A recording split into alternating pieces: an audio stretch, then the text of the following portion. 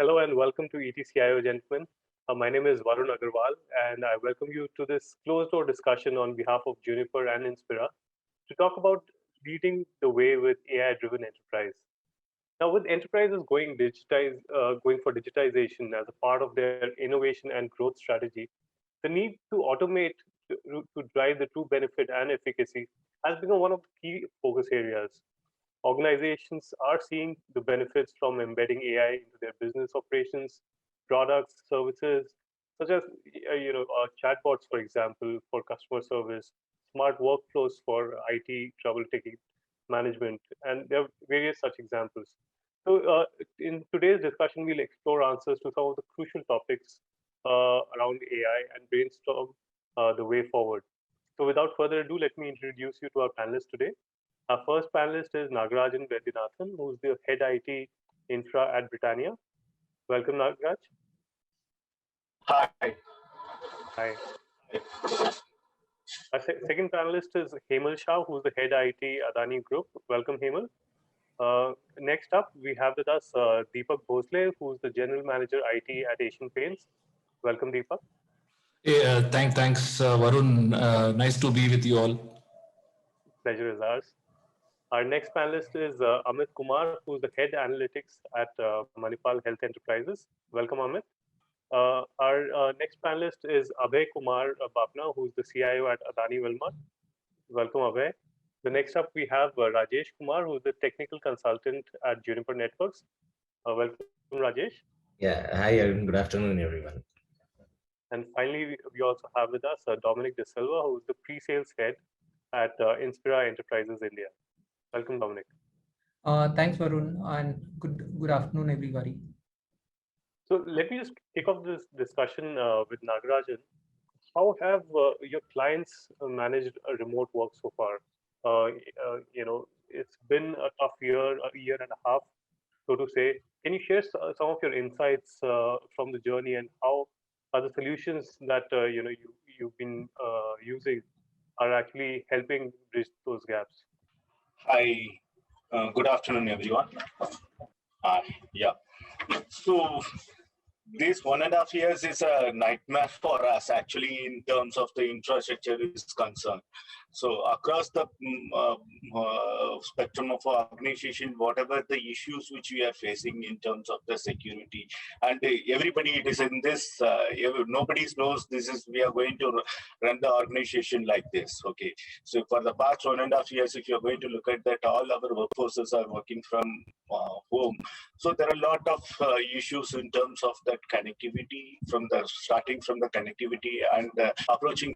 So see, starting with our manufacturing industries, we don't know, working from home culture is not there.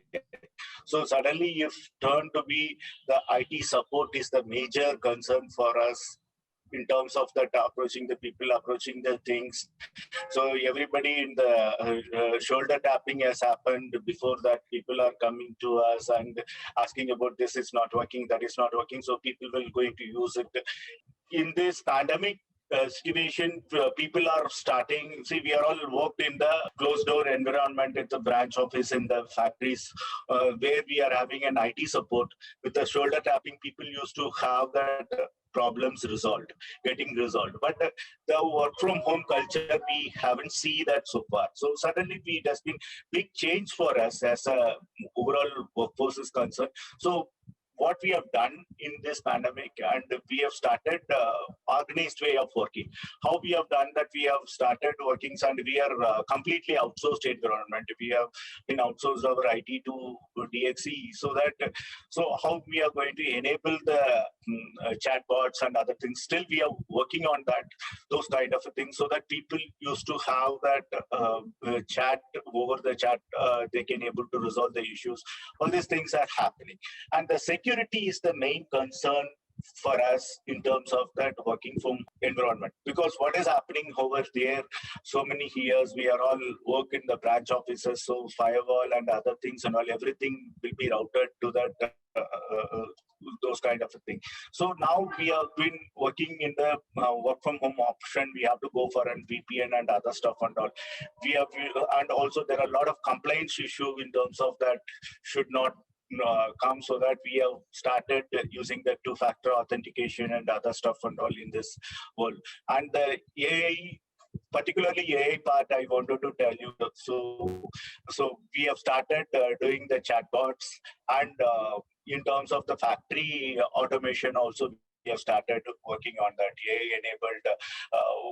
In terms of that manufacturing also, we have started integrating our IoT and other solution. This is what I can say that as of now. So any particular questions you can ask? Thanks, Nagarajan. Now, Deepak, this has been a challenge for pretty much every organization, and especially in manufacturing setup like yours as well, right? So, Nagarajan talked about how shoulder tapping is now practically impossible. So, getting things resolved often takes a lot of time. So, are there any specific technologies that you worked to make sure that things are more automated and more seamless and less dependent on manual interventions? For us, the pandemic has really taught us a lot of key lessons. At least it is, and it has opened up a lot of avenues for us to accelerate a lot of our digital initiatives. Asian Paints has always been early when it comes to making digital investments, and before the pandemic itself, we were always making the right investment. So when the pandemic came, we in fact were well prepared in that sense of the word, and we already had a remote way of working. We had the security pieces in place, and this was not just for the employees. If you look at our dealers, our retailers, these are the people who buy paint from us on a near daily basis. We had enabled portals for them. We had enabled self-service mobile apps for them. Even the contractors who typically come at a home and paint your houses, they were also enabled through a lot of digital apps. So when the pandemic came, for us, from an employee point of view, we just had to scale up quite a few of our licenses. And since there were a lot of cloud-based solutions, it was just a matter of scaling up there in terms of moving from a 30% capacity of remote working to 100% capacity. In terms of collaborations, we already were users of Zoom and Teams, just that the acceleration went at a different level, and everybody was like business as usual within a matter of 10 days. Our dealers who used to place their orders on phones at the contact center all started to use our digital deployments in terms of mobile app, and 40-50% of the orders started coming on mobile apps. Contractors, we were in COVID times, since money was going to be an issue, we were able to do direct debits into their accounts because we were all connected through digitally. So we had their loyalty points debited straight away into their accounts, and they had that free cash to actually survive through COVID. So for us, we'll continue in our approach of going very strong on digital, just that now there is far more sensitivity across the ecosystem. The CEO himself is very passionate about digital. The other business leaders are now running behind IT in terms of taking IT to enhance their own functional efficiencies, create in more digital product, get in more better customer experiences. So large part of our digital investments are getting into improving the customer experiences, bringing more efficiencies in the factory floor, also trying to create digital products which augment our physical product. So clearly, the investments of our technologies will be going into a zone where our employees could operate from anywhere. We were working only from office, largely working from office. Then we moved on to working from an office close by to your house. Then we moved on to working from home. And now the zone which we are going into is work from anywhere. You should be able to just pull out your, and I'm sure you will be in a zone in a few years where you could just, as you're walking, you could just create an office around you. Yeah, but still some elements of our business would be physical. The factories would be physical. The dealers, the sales force meeting our dealers, contractors, interior designers, and the ecosystem would be physical. They'll be spending a lot of the time. Well, the focus might shift in terms of spending more time on building relationships, and a lot of that transactional, operational stuff will continuously get automated. We're also looking at not just the employee ecosystem, which is going to change. It's also our own partners in business, our suppliers, our retailers, dealers, contractors. How do you make their workspaces even more safe to work for, so that they can actually entertain their customers? So it's going to be a holistic 360-degree view in terms of technology deployments to make computing of the future far more safe, far more in informational or far more interactive and value-adding, considering the opportunity which just opened up in the pandemic. So a lot of direct customer and a lot of focus on customer experience that I can hear from the conversation. Now, Abhay, Deepak brought about a lot of interesting points. So he talked about how things came from, work from the closest office to work from a remote office to work from, pretty much anywhere. Now, we've seen multiple phases in the last 1.5 years. After the first wave, people thought things are back to normal. A lot of people just completely opened up their offices, and again, everything had to shut down. So plans have been rapidly changing, right? So what kind of impact has that really had on your IT infrastructure and the overall planning for IT? So firstly, initially when the first wave came, there was an impact. But when for the second wave, I don't think there was that much impact. The impact was on the demand side, but not on the supply side. So we focus more on the areas where we feel there is a high impact, and that's the area where we focus on digitization. So orders coming manually or through email and those things. So we used OCR, AI, and then move to the next level. Then we found that we get lots of truck which needs to be a number plate reading is a challenge. So we moved into AI-based ANPR solution. For logistic and supply chain, we ensure that the pricing module and monitoring of truck becomes very critical for us. So when it is going to, because now the demand is coming, but you are not there able to supply from different depots. So that's where we focused on this. Then we have focused. So what we divided was based on the criticality and high impact area. We decided where to move and identified, and then we started moving. So during this phase, another area where we focus was a predictive maintenance. So it's a condition-based monitoring where we have used edge computing, AI techniques, and then giving the information right beforehand. Something goes wrong at the production level, so that the operator can take a right decision, or the supervisor, instead of post facto where you have to incur downtime, identify or you need a service engineer or a mechanical engineer, call them. So those are the things we focus for critical machines, critical lines, and improved on that. Another area was facial recognize at the plant level. So where user should not go to the particular area, then that alarm or alert can be given to real time. Loading and unloading is another area we focused, where we used a couple of augmented reality based solutions, where because we are in multi product type oil, etc. So that's where we did not want to go to the long gestation period. We wanted to try fast, fail fast, learn fast, and move on. So that's how we went about.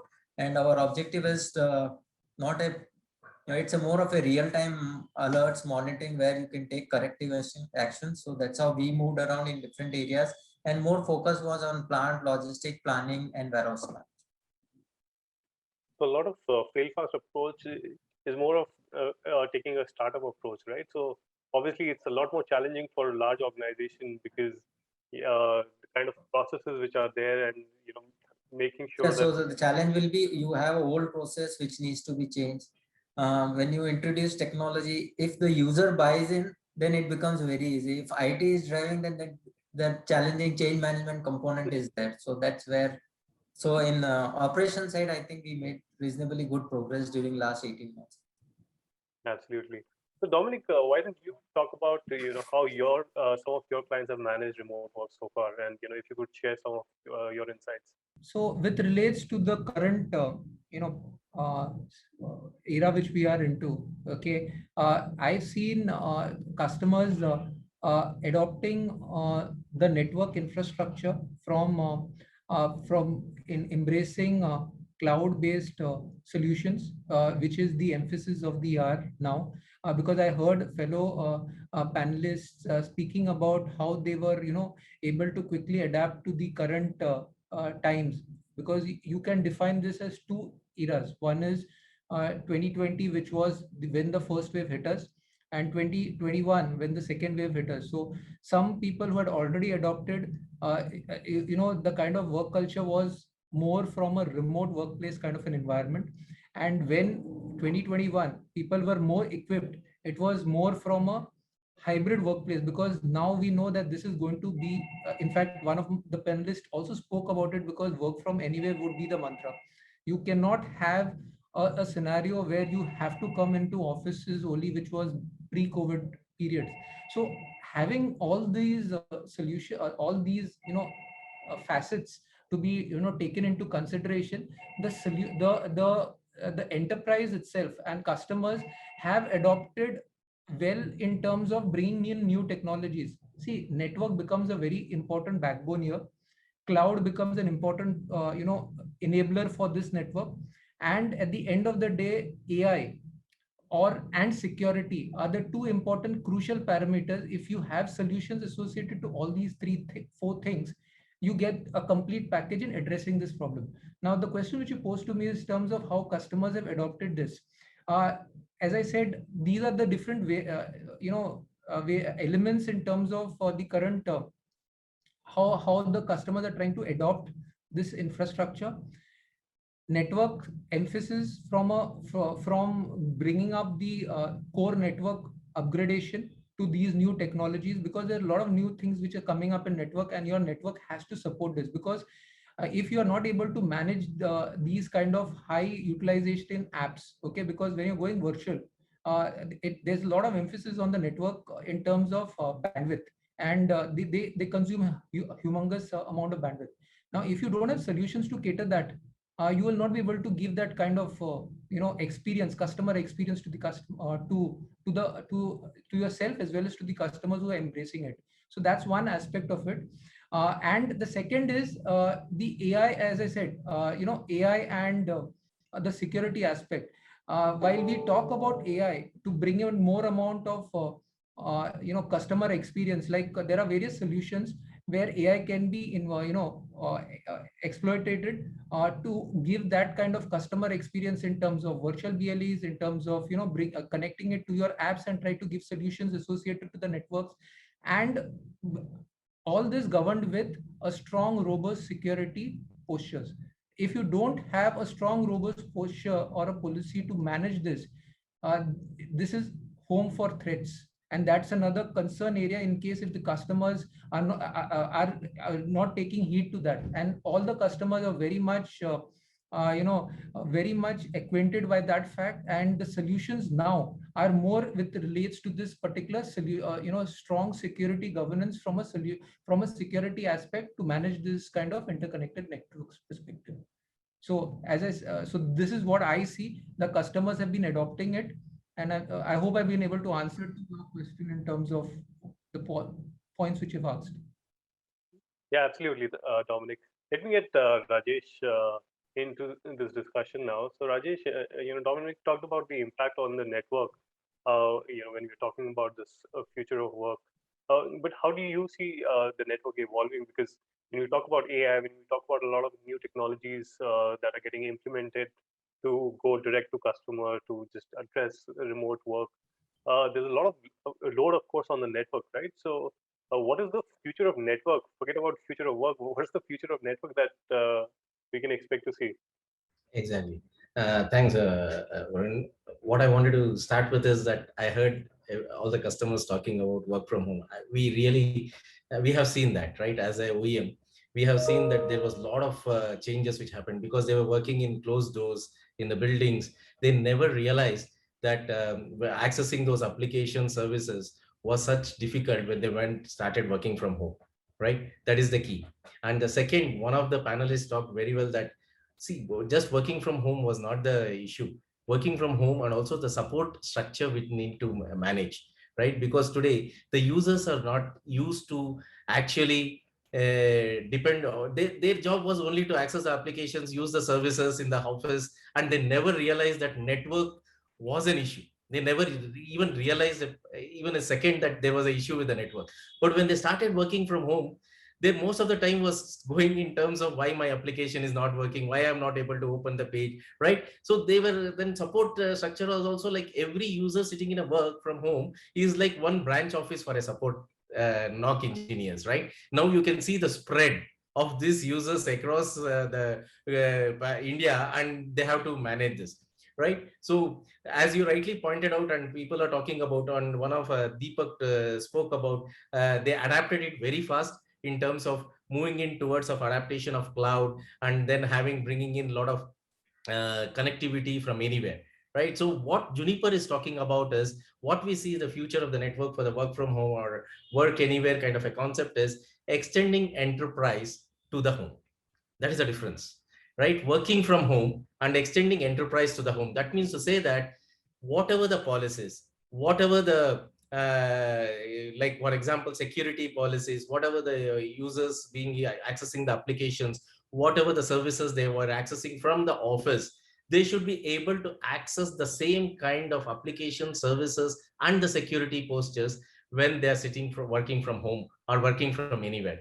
So we have something known as a solution which is completely based on AI driven solution, right? We call it as a mist and a misted solution, where actually you can have a small CP kind of an equipment in the work from home kind of a concept, which creates a complete extending of your enterprise back to your home. That means the support NOC engineers can extend their same SSID VLAN back to their homes. They can have the same security postures being defined as they were there in the office earlier as a user, right? So we can take care of that kind of AI. And also there is a lot of people are talking about chat, right? We have something known as Marvis, which actually helps you in terms of resolving the issues, predictive analysis it can do for the users working from home. And also it can give you the customer experience. We call it a service level experience. It will tell whether your link is bad. It will tell you whether the applications what you're accessing doesn't have much of bandwidth. It will tell you whether your Wi-Fi coverage is good or bad, throughput. User working from home, you see the effect, right? The support guy who was doing that in the office without knowing the user coming to know is the same way the support guy is doing it for the user who is sitting and working from home, right? That is why we call it as extending the enterprise to the home. So we bring this AI technology with this concept, and in the future, as rightly said by Deepak, right? So it is work anywhere from anywhere is the concept. And when you do this, then you need to take care of these certain parameters. One is key is the security element, because security postures has to be good, process has to be there, so that they don't have anything in the in terms of anywhere they go and get something which is downloaded and really brings in threat to the complete organization, right? You need to always keep the blast radius very small. That should be the key. That way the AI, the intent based, the security postures, all this will come into play. Because I don't want to take much time, because when I come to IT OT also it is the same, right? There the AI plays a major role. That is where the network plays a key role in terms of the future of networks, where you need to have AI to drive, have predictive analysis, bring in service level experiences to the users, help the operators to drive the work from home culture as they were in the office, right? And these are some of the key what Juniper says, and we have started deploying that, and we have started implementing this kind of solutions to the customers. Deepak, you've also talked about a lot of direct to customer applications, and of course the impact on your network must be really high. Would you agree with Rajesh on the kind of challenges and the solutions that he talked about? Yeah, absolutely. I think the network is going to be a big factor. Fortunately, we have, as a country, have moved quite a bit in terms of the issues which we had related to the network. I think a lot of that is far, far better than what it used to be probably a couple of years ago. And I think security is going to come right up to in the fore. From a Asian Paints point of view, we would have already deployed a lot of technologies which secures the perimeter, it secures the endpoint, it secures the network in between. We would have put in the processes, we would have put in segregation of duties on the SAP layer, we would have done all of that. But what my biggest challenge today is in terms of employee education, in terms of employee awareness. Today, you're going to have people coming in, a new set of employees always coming in. They are not aware of the threat. So how do you drive that element is going to be crucial. How are people going to, how do you get them to a certain level where this all fits in seamlessly, the technology, the process, and the people being able to do that. So we run a lot of campaigns, we run a lot of mock campaigns. From internally, we try to send in spam messages, see how aware employees are. Are they clicking on the links? If they're clicking on the links, we get them back into a training program and educate them, all of them, and then get them back and see if after a few months, like very fertile ground in terms of now we will possibly push an income tax link. Say this is check your income tax link, and we put it from very spurious idea. The guy goes and clicks, then we go and actually put him back into the training. So you need to do a lot of these steps to increase the awareness, to improve the levels, to get them to use some of the new age working tools. If we really want to really leverage the whole value of whatever investments are going either in security or in digital or otherwise. That makes absolute sense. So we've just been joined by Saurabh. So Saurabh Chandra, he's the MD and partner at BCG. He was facing some joining issues. Glad to see you, Saurabh. Hi, Varun. Yes, my apologies. I'm a little bit late. Maybe technology just kept me away this time, but glad to see all of you. So Saurabh, let me, you missed out a big chunk of the discussion. So let me just quickly brief you. So we were talking about, some of the technology deployments that a lot of CIOs have been doing in the last 1.5 years. A lot of it to do with improving customer engagement, to getting into more direct to customer kind of an environment. And we talked about how the network becomes sometimes the choke point and sometimes the enabler in this whole equation. So, wanted to have your view on how do you see the work from home kind of an environment evolving, the role that AI would really play in the future of enterprise. Just wanted to get some perspective from you on that. Yeah, and maybe I'll put a little bit of practitioner hats from my Sure. past experiences. One is work from home. I mean, that's a reality. In few industries it works fabulously, in few it is not possible. So I think part one is we'll have to segment that where it works and where it is constrained. Now, where it works, the AI play there is largely that at your IT infrastructure side, how can we have a proactive predictive analysis? Let's say your network bandwidth. So there is this routers, there is this traffic shaping that happens, this network what we are consuming, and several times it is on ILLs or MPLS. So ILLs is shared service, MPLS is dedicated service. So how you are learning those traffic shaping pivots, so that if your traffic goes out of bound, beforehand, so that the experience of people working from home is not impacted. Likewise, because the whole load has gone out, there will be lots of tickets that will be coming in. So how can you have a predictive analysis to say that which pain points, is it like VPN, is it like your office does not work, or your virtual machines do not respond well? So how you automate those to have predictive analysis that once you reach at 80% capacity, then you can go tune it up before consumers experiences. So that is where I see analytics, AI or machine learning coming into play, largely to have a predictive analysis which ensures consumer experience is not impacted, in this case employees or partners. Right. So you feel the whole predictive analysis is where AI would play a big role. It is already playing a big role. Means if we are not on it, then we are delayed. If you see Amazon, means it tells you that you buy a shirt, then do you need a tie? So already, world is on. Absolutely. And in fact, you brought up an important point. There are certain companies who are, internet first, and for them, it's really important to actually constantly look at AI kind of tools. But there are a lot of other companies who worked on traditional ways of doing business and are now still just getting into this new paradigm of AI and analytics, etc. So, Abhay, Deepak also talked about the importance of AI and security, etc. But one of the biggest aspects he talked about is the user awareness, and without which a lot of these projects might just end up failing.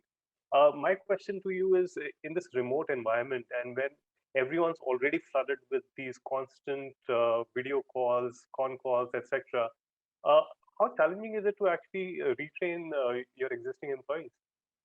So like, there were multiple initiatives which my colleague, I think Deepak also said, like, we Right. did many things during the immediately after COVID started. So multi-factor authentication, DLP, uh, training to all users, what to click, what not to click, uh, classification of documents, because most of the people started working from home. So those are the things we started, and constantly training is the one uh, that how we worked as.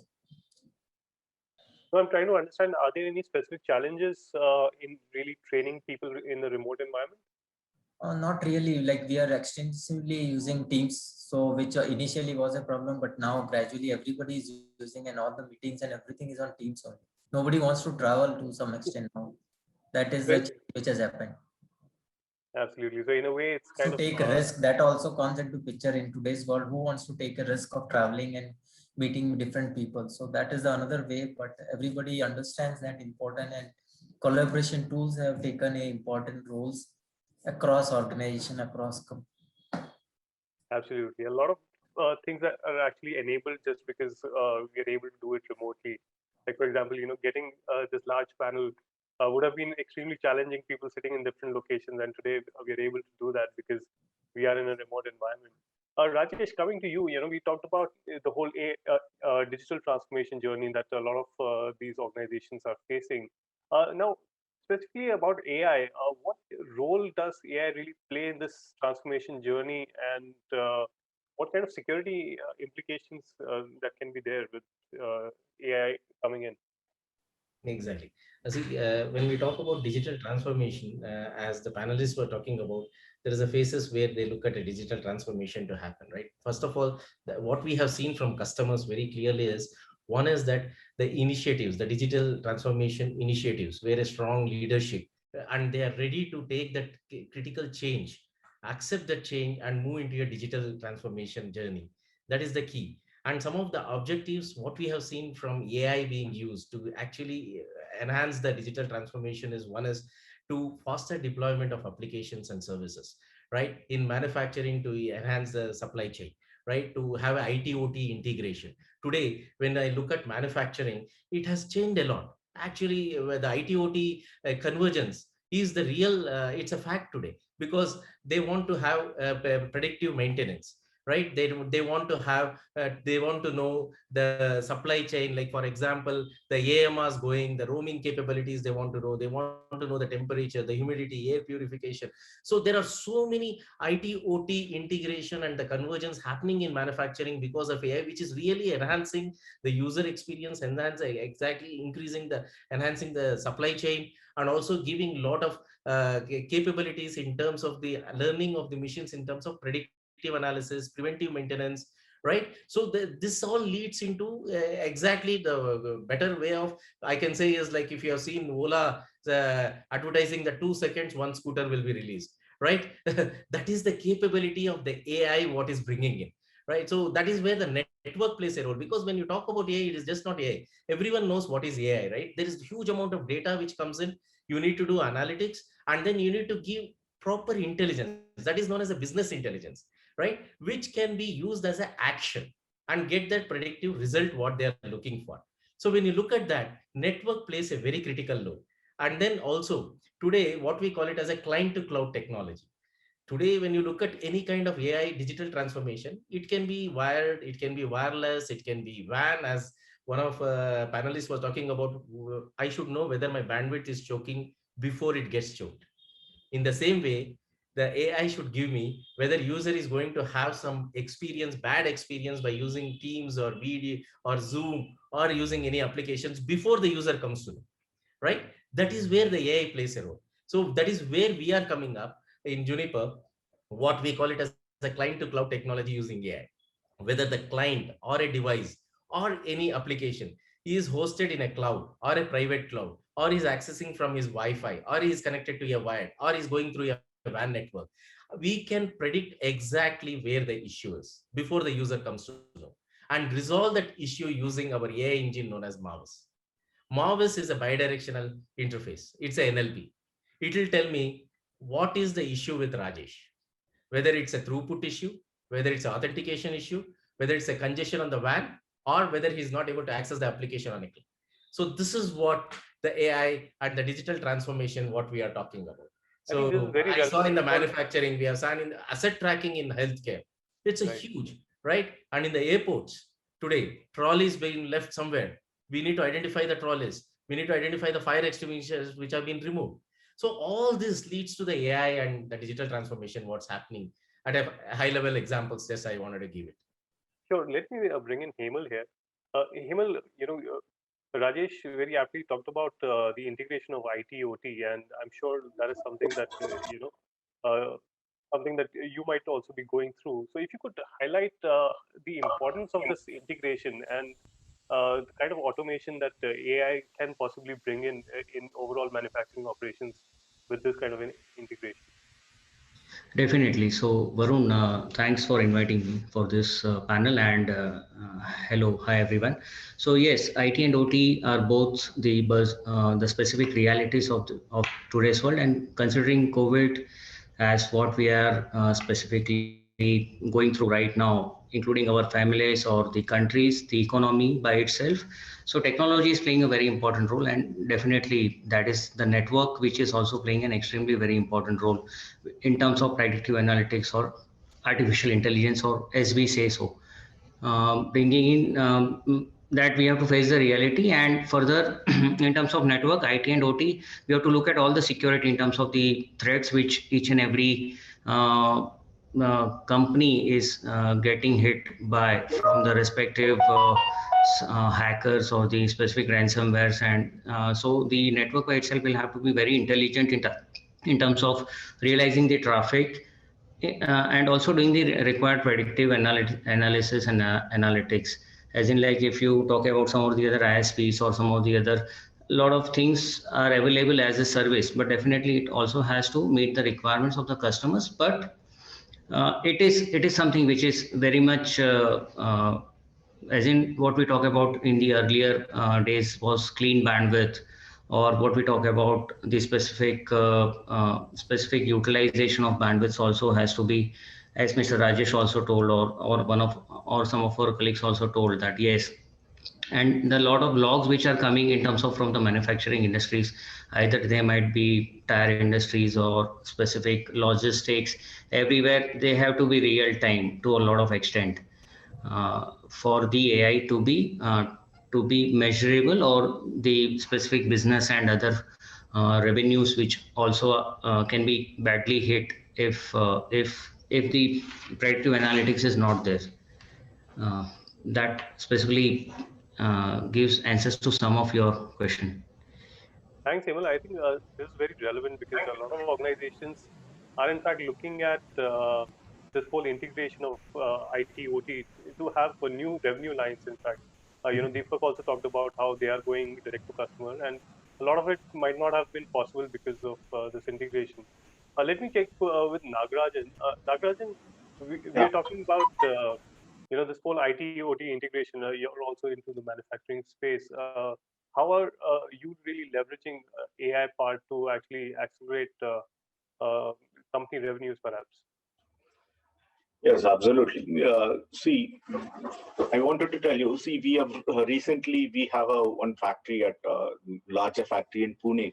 So in that, we have ITOT as played a major role. Recently, we have launched that ITOT things.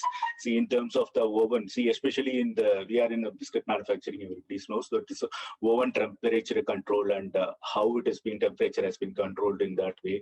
So 24/7, the people are monitoring before that. So now with the help of the sensors and other stuff, so we are getting the usually we are getting the feeds from the PLCs and what is happening over there. And also it can be trackable in the mobile at the home itself. The people are supervisors or leaders, managers and all sitting at home, they can able to see that what is the home temperature and other stuff and all. They can able to track it, and immediately they can take some actions. And also it helps us the predictive maintenance also. If something goes wrong in another 10 days, this is going to have some issues may come. So that normally in a real time without that, so information or analytics, we cannot able to predict that what is going to happen in that particular machine or something. So suddenly if it does, one day business loss is huge actually.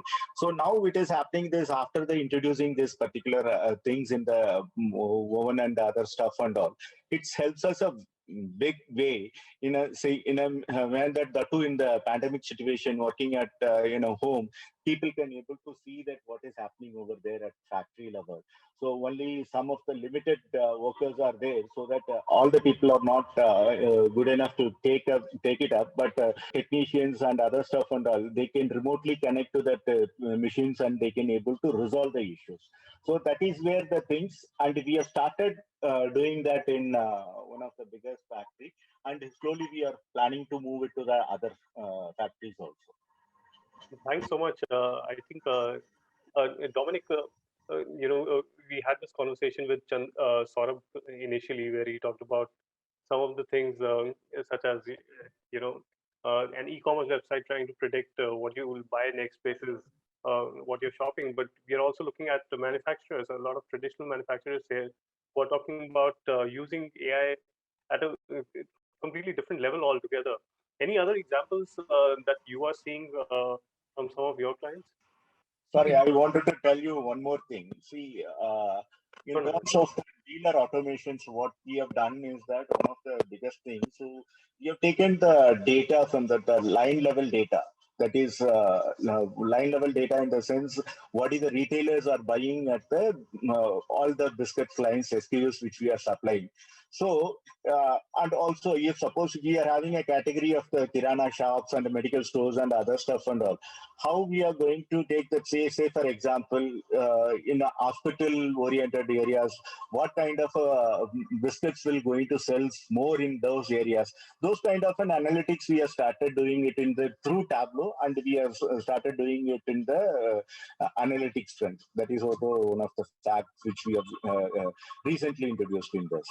So that also allows you to understand what business to invest in. What is the business and where to invest, and what kind of a category we need to focus on that. Okay, say for example, in diabetic is one mantra now everybody is having in the mid age. So what is the diabetic? If one of the area has been hospital surroundings, and if they are in a medical shops, if they're diabetic, there are some biscuits which is going to be crackers, steam crackers kind of a thing that will go more faster phase. So those kind of a thing, what kind of a predictive, who are all the customers who is going to buy those biscuits, and those kind of an analytics which we are getting it from the predictive analytics. That is also one of that. Thanks so much. Dominic? Yes. Yeah, so Varun, I have heard, in fact, broadly from the conversations which we had earlier, two separate classifications which you rightly spoke. One is the industry or manufacturing industry. Second is the e-commerce piece. So I'll give you a little further, more perspective in terms of where other customers are, using AI for their, for their business perspective. One is the education industry or the university. Okay, now from an and the basis is to know your customers, because everyone here are actually trying to tap customers and see how you can give that rich customer experience in terms of cross-selling your solutions. This is the basic mantra. Now, if I talk about education institutes, and this is a reference because we deployed, on a mass scale for a university where we deployed a campus network, and from a campus network perspective, their end customers were students, okay, who were actually availing this facility. How do I give that rich customer experience for the students was the need of the hour for the customer. Okay, so how do I do that? I try to basically utilize or exploit the network in terms of, because if you see students are more, nowadays they are the latest guy. They have on all the new trends, everything. They need to be very trendy, and you have to be in line to their expectation if you want to sell something around that. So if you exploit their concepts in terms of selling new solutions via the network, okay, and this was through we done a campus-wide area refresh network for them, which Rajesh spoke about in terms of Juniper Mist, okay, where we exploited the virtual BLE concept for that and try to sell some things to them in terms of new solutions or new things which keeps coming up as pop-ups to them.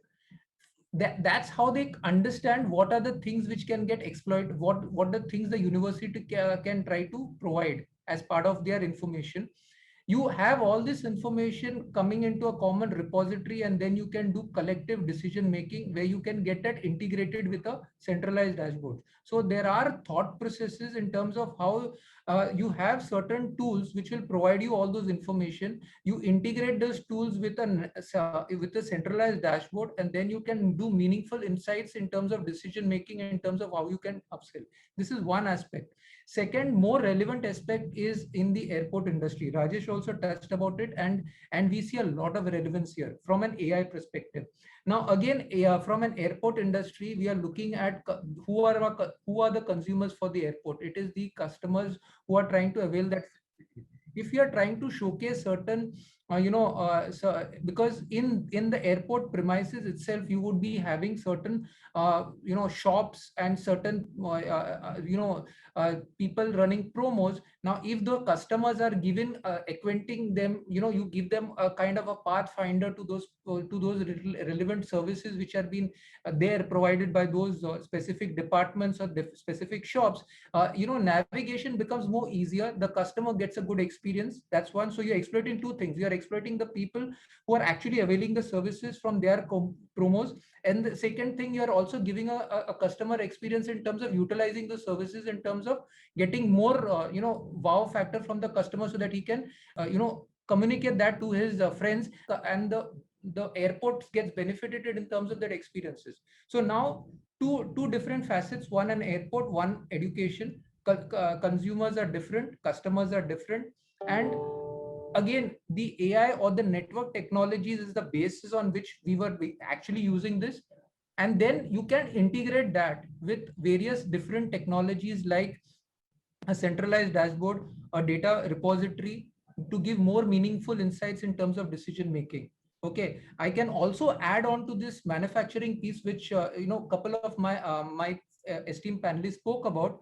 When we're talking about AI and OT, okay, IT, OT, both, okay, which is the buzzword, because we are talking about industry 4.0, where obviously augmented reality, then we are talking about interconnected networks, IoT, OT, all comes as part of that.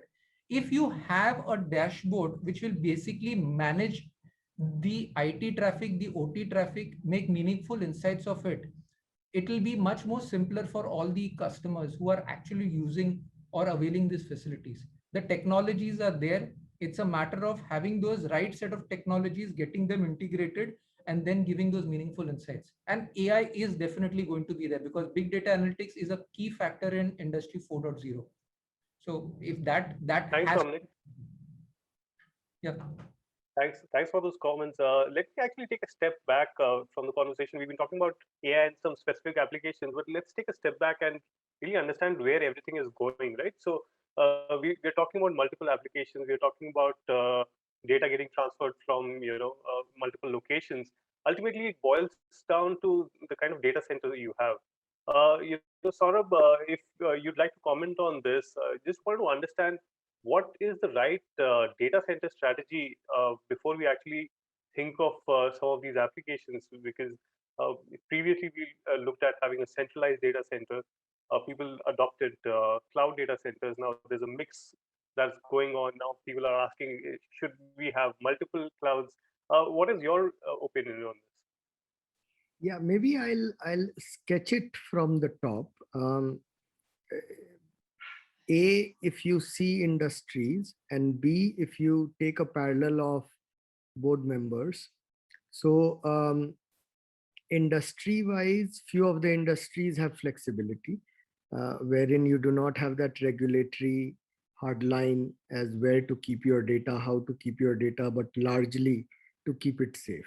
But in few, there is very strict hard line, right? As you know, financial industry, payment industry. So we'll divide it into two parts. On the regulatory part wherein industry is highly regulated, there's still lots of debate in terms of how your DCs should be, whether we'll be able to meet the regulations, what should be on cloud versus what should be on-prem. Certainly, there is no line of argument at the board or CEO level that cloud should not be explored. It certainly should be explored, but the question is thoughtfully. Let's say if you are talking about your facility management system, if you are talking about your test environments, if you are talking about certain of internal applications, such things, why not cloud, right? But when it comes about your PII data, your secured data, your red data, then why not to keep it more safer, keeping regulatories into mind, and that is on-prem. So that is one part of it.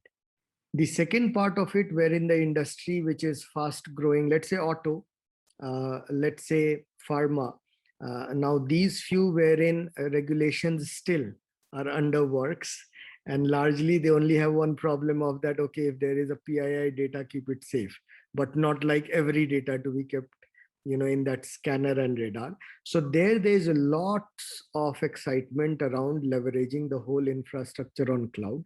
And on cloud, if you see, one is the IT infrastructure, wherein from DC, from colo model, now this cloud model is coming in. The whole compute power for data, that how your data processors should be, GPUs should be, how will you power your artificial intelligence, machine learning, etc., etc. That certainly they want to leverage cloud first.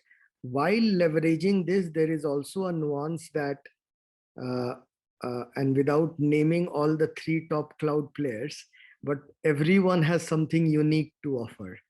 Amazon has to offer lots of processing on data, so they are good. GCP has its own flavor, Azure has its own flavor. That is where the debate of multi-cloud has started coming up. And that's why people are more profound on, can I have microservices? Can I have APIs so that I can move between clouds? So that's how at the top, the mindset is moving to leverage everything, but in the rightful way. Let me actually just take a view from Deepak here. Deepak, how important is it to have this multi-cloud data center kind of an operation when you look at operations in today's time for you? Absolutely. I think times have changed, and to tell you, it is the customer who's actually pushing you towards these approaches. And increasing, a lot of companies, organizations are looking at a cloud-first strategy. When I mean cloud-first is you look at cloud first, evaluate if it first fits you, eliminate if it doesn't, and then look at other options. And that is increasingly becoming the norm. And I guess when you go to these multi-cloud or hybrid clouds or whatever you may call it, post this pandemic, a lot of people, what it has done is people have sort of re-looked at their cloud strategy, and it's a good thing to do. And from them, they're trying to assess which of these apps and have a stated policy on what you're going to do on the cloud. You're looking at cost benefit. Are you looking at agility to your business? Are you looking at security? Are you looking at business continuity? State it upfront. Basis that, then look at your application landscape, and that's what we're doing it. And then you decide which of these applications, and you can have a criteria in terms of qualifying which applications need to go on a multi-cloud environment, which applications need to be on-prem, which need to be co-hosted.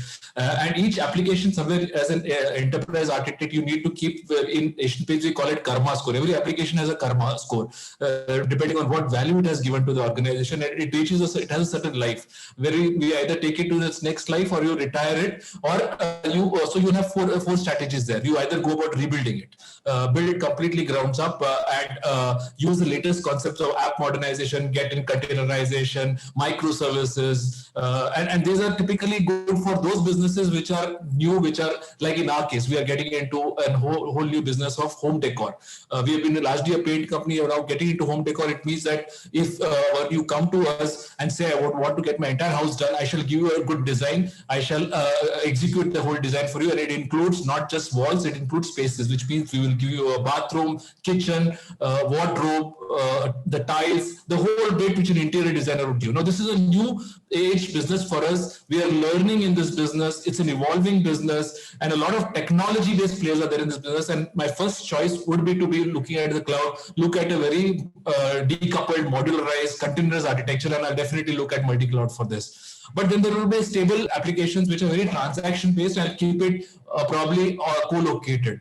And somewhere in between, there are a lot of these capabilities. There are a lot of new apps which keep coming, which are multi-purpose. Like we did a complete digital twin of our factories. We have some of the most automated paint plants in the world. It's got so many sensors across, load sensors, pressure sensors. You have a lot of ASAP data coming in there. You have a lot of DCS data, MES data. Now we took all of this data and put it onto a cloud and created a virtual factory out of it.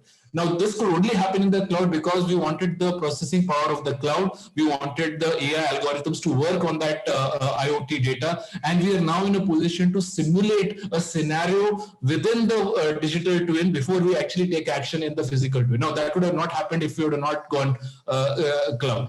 And yeah, some people, in terms of broad level strategies, some people tend to just lift and shift, some people lift, shift and improvise, and some people would want to really completely rebuild it. And so in all the cases, multi-cloud is relevant. Absolutely. I think I agree with both Saurabh and Deepak. You can't just stick with one cloud because some may provide you with scale, some may provide you with specific abilities. So, Rajesh, coming to you, and this would be a last question because we've already extended our time quite a bit. So my question to you is, how important is the agility of operations for enterprises today vis-a-vis, say, the security issues that may arise from a multi-data center kind of an operation? Yeah, so as rightly said by the panelists, that today multi-cloud is a norm, right? Because what we have seen from the customers, as Deepak was saying, that they may create a virtual factory, but if you look at from other verticals, they may do some testing of their applications on the cloud, right? To see how the customer experience, how the user experience comes into play, right? And there may be front-end apps which goes into the cloud, but their core database may be in their private data center, right? So when we look at this agility, see, today the users are using the applications, the users are using those what has been offered to them through this cloud architecture. So they are not very clear that where that lies, right? Because but the agility what it brings in, where as per the distributed architecture across the multi-cloud, it becomes a key feature. And also the deployment of these applications and the speed of the deployment of these applications and offering it to the users, that is where a lot of if you look at a multi-cloud architecture from the network perspective, because we come from the network, so we can talk about huge number of applications being hosted in private cloud, applications being hosted in hybrid cloud, but at the end of the day, how do you drive the security? Because the applications are spread across multi-cloud architecture. Do you have a dashboard which has a single policy driven architecture across your private and your hybrid cloud architecture, right? I should be able to push a policy across my private data center and the public data cloud architecture. The second, that is agility where it comes in, right? And also you spread your applications, you improve your, and also the third is the network scaling. That becomes the key, because you keep adding your VMs, you keep adding your compute, you keep adding your storage, you keep hosting your applications across. But how does your network scale? Because every time when you look at customer data centers, it is just not greenfield, it is always will be a brownfield, right? In the brownfield, how you can do this without affecting the services and providing that kind of user experience in terms of the data centers. So there is something which again AI comes into play. In Juniper, what we call it as a intent-based networking. That means to say that they can put an intent to the data center, saying that this is what my intent to be for this data center, whether it's a cloud, whether it's a private data center, and also get analytics to give the closed loop back, saying that whether your intent has been met as per the intent what the customer has put in or the design engineer has put in. If not, what is the anomaly? Whether the security postures are right, whether the users are getting the service level experience across my private and the hybrid cloud, right? How do I can move the VMs across my private and the hybrid cloud? Whether I have a single dashboard to move, when I move that, whether the network also moves according to that, whether my security postures moves according to that. Because hosting applications and bringing up and scaling up is one, but the network also has to orchestrate with that. Otherwise, you lose time and everything gets into the one weak chain in the link, right? It becomes completely, because if network doesn't follow that in the same way, in the same pace, what these applications and this virtual reality, all that what they are trying to distribute across the multi-cloud, that is where the intent-based networking comes in. So, so that is where the network, the storage, that is why I call it as orchestration in data center. You need to sing a song, then the orchestration should be good. So everything has to keep up that pace. So that is where we talk about AI when it comes into the data center as well. I think Rajesh has summed it up really well. It has to be a perfect song. You Yeah. have to sing a perfect music or orchestra in order for AI to really work in your enterprise, be it the data center, be it the network, be it the application, and what application works for what particular data center type. I think if we take care of these things and, of course, top it up with relevant security architecture, we would have the enterprise for the future. And with that, I would like to close this session and would like to thank everyone for joining it. Really appreciate you taking time for this. And sorry for some of the technical difficulties that you may have faced. Thank you so much for taking time out. Thank you. Thank you. Thank you, everyone.